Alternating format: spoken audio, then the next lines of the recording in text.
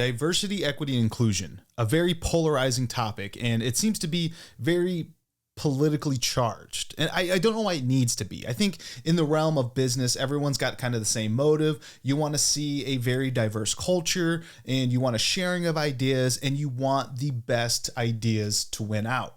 In sports, DEI isn't a hot topic. Like when you think about teams, you see the most talent on the court, on the field, on the pitch, on whatever kind of sport you're looking at. In comedy, you want the funniest, very subjective, of course, but it's regardless of race, sex, background, culture, whatever.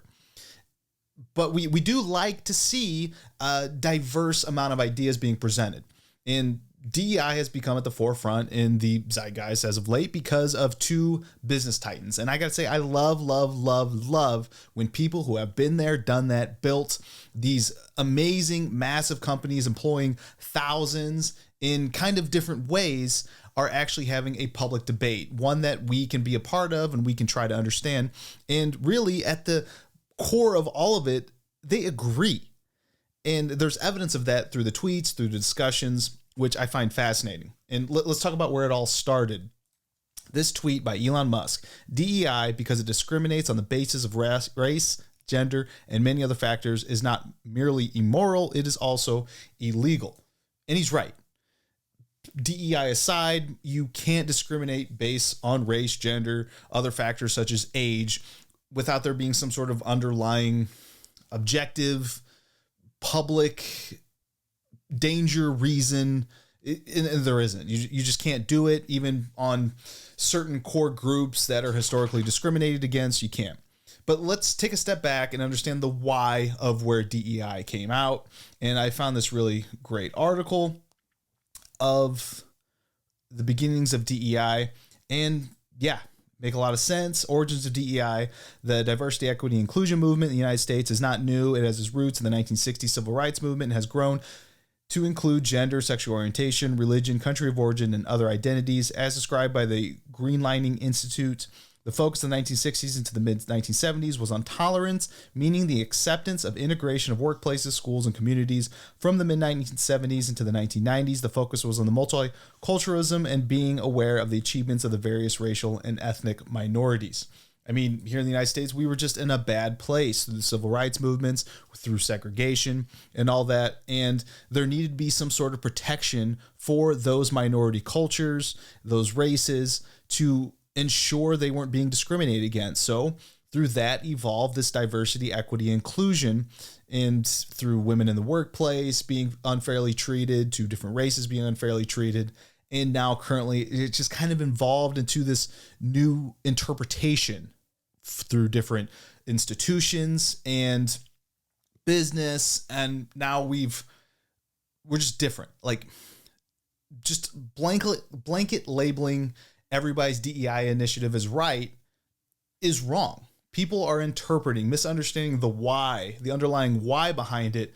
And now we have these new court cases that come up. There was one against Harvard that went to the Supreme Court against the discrimination of overachieving Asians and Pacific Islanders. Me being a half Pacific Islander myself, found it, kind of disheartening.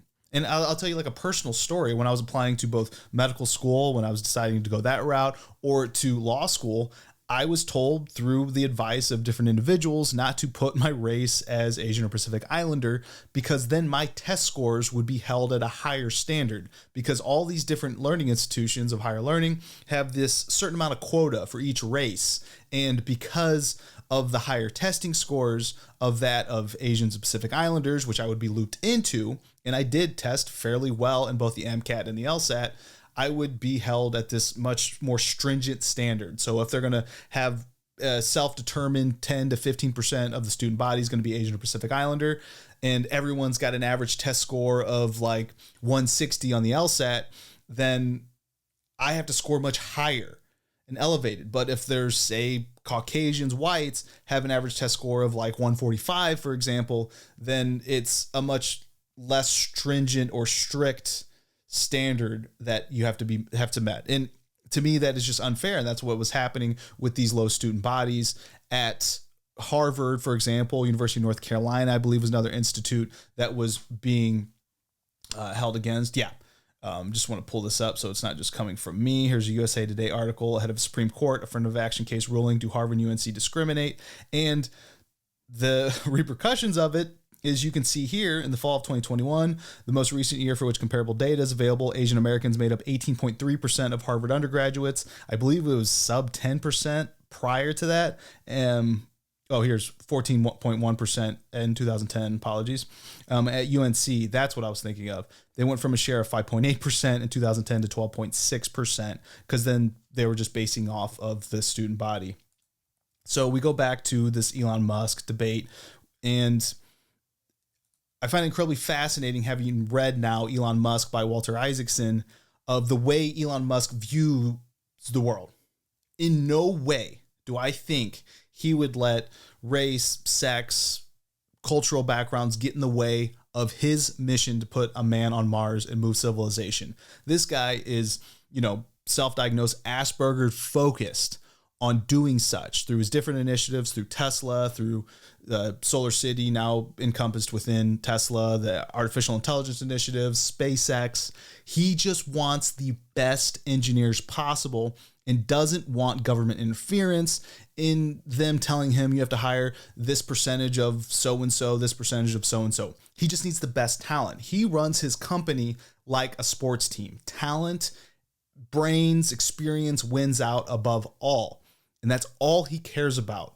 And I really do think that if you were to interview for his company and he was to look for you on his team, it is just completely just like a blank. You might as well come in with no sexual organs, no skin tone, clear, just kind of this amoeba that would come in with this resume, and that's how you would be hired.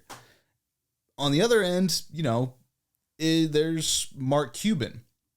And in response to the tweet, he was stating, he wants to talk about why there's DEI.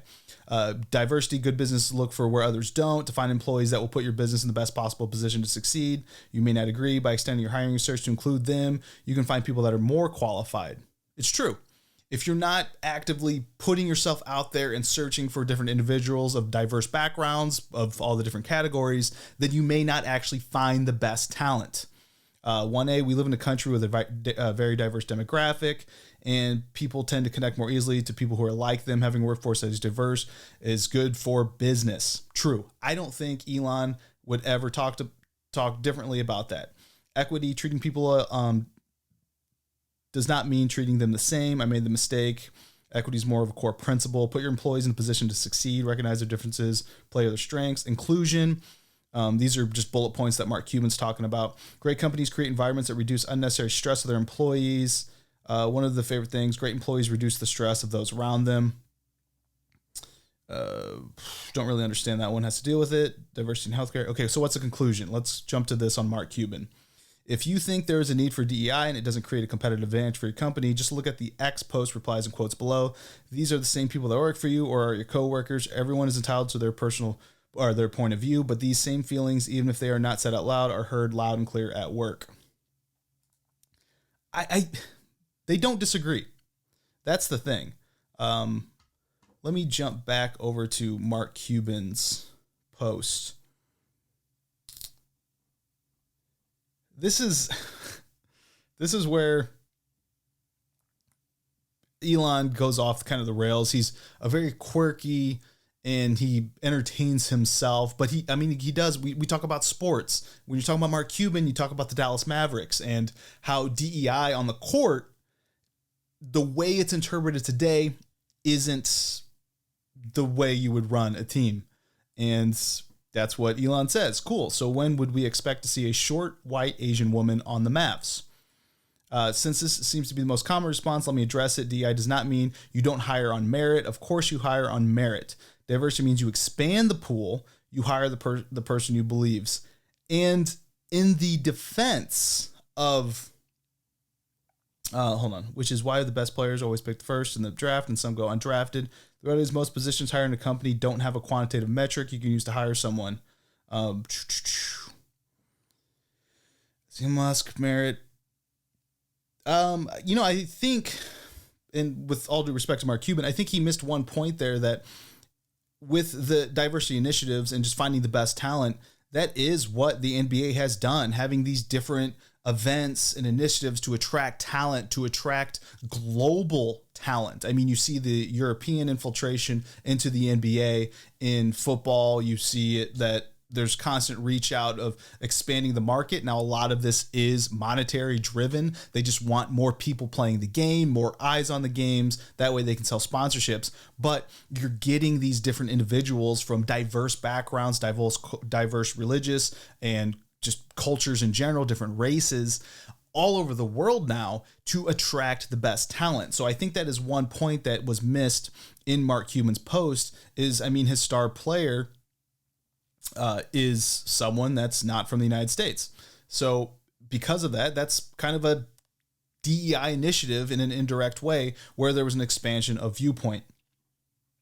And here's where they agree. This is where it really came down to.